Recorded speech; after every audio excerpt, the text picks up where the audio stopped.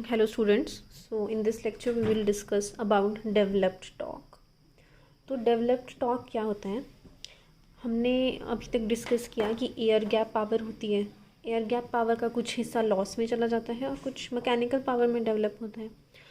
तो टॉर्क अगर हम देखें तो पावर क्या होता है आपका, अगर लीनियर मोशन में देखें फोर्स इनटू वेलोसिटी होती है.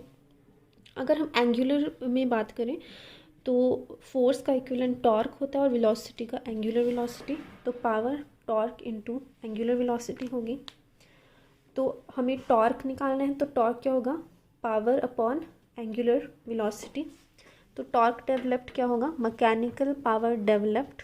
ठीक है, टॉर्क क्या है, mechanical power upon angular velocity. तो mechanical power developed upon angular velocity.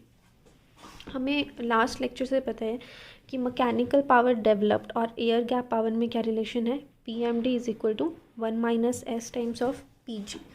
और जो रोटर की एंगुलर वेलोसिटी है, ठीक है, ओमेगा आर, यहाँ एन आर आपका रिवॉल्यूशंस पर मिनट में हो गया और ये आपका रेडियंस पर मिनट में हो गया. तो इसमें कोई डिफरेंस नहीं है. जो रिलेशन आपका ओमेगा आर और ओमेगा एस में है वही जो एन आर और एन एस में है वही ओमेगा आर और ओमेगा एस में होगा. तो हमें पता है N R is equal to 1 - s times of N S होता है. ठीक है, तो एन ओमेगा आर भी 1 - s times of omega S होगा. तो डेवलप्ड टॉर्क का आपका ये फॉर्मूला बन गया. 1 - s से 1 - s कैंसिल हो गया. तो P G upon omega S, ठीक है, सिंक्रोनस स्पीड. या तो डेवलप्ड टॉर्क को हम mechanical power developed upon mechanical angular velocity लिख दें, या फिर तो air gap power upon synchronous speed लिख दें, एक ही बात है. सो नाउ वी नो कि developed torque P G upon omega S होता है. और पी जी का हम ऑलरेडी फॉर्मूला डेवलप कर चुके हैं पिछले लेक्चर में, I2s² R2 अपॉन एस या फिर copper loss upon S divided by omega S.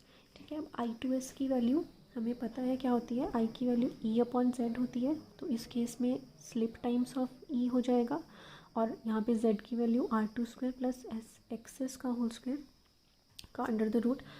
इस I2 की वैल्यू को यहाँ पे पुट करेंगे तो S² E2², देखिए S² E2². ठीक है, अब और इसका अंडर द रूट हट जाएगा क्योंकि स्क्वायर हो रहा है I2 का. तो R2 प्लस एक्सेस का होल स्क्वायर, बाकी वैल्यू सेम है, S से S से कैंसिल हो जाएगा. सो नाउ हम ओमेगा एस को ओपन करके भी लिख सकते हैं. हमें पता है omega is equal to 2π/NS लिख सकते हैं. ठीक है, तो इसको अगर मैं और ओपन करके लिखना चाहूँ तो ये एस तो कैंसिल ही हो चुका है, एक एस बचा इधर. तो यहाँ पे 2π/NS आ जाएगा ओमेगा एस की जगह. ठीक है, तो ये इसका टॉर्क डेवलप्ड का फॉर्मूला बनेगा, जो कि एक इम्पॉर्टेंट रिलेशन है टू रिमेंबर. और अगर हम इस पूरी चीज़ को 1/2π/NS को हम कांस्टेंट मान के चलें, ठीक है, तो सपोज़ हम ऐसे मान लें कि K is equal to 1/2π/NS. तो जो टॉर्क डेवलप्ड है वो बनेगा आपका K times S E2² R2 divided by R² plus S excess का होल स्क्वायर. ओके, और ये हम यहाँ पे पर फेज़ की वैल्यू बात कर रहे हैं.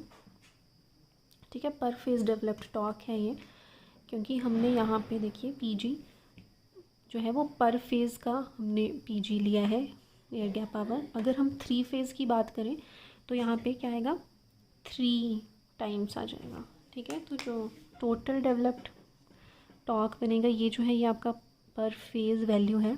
ठीक है, टोटल जो बनेगा वो 3 टाइम्स ऑफ दिस बनेगा. तो 3 टाइम्स ऑफ 2π/NS और बाकी S E2² R2 upon R² plus S excess का होल स्क्वायर. ठीक है, तो बेसिकली ये है K की फॉर्म में आपने कन्वर्ट करना है, नहीं करना तो डजंट मैटर. बट ये 3 फेज़ में बनेगा और सिंगल फेज़ में ऑब्वियसली इसका 1/3 होगा।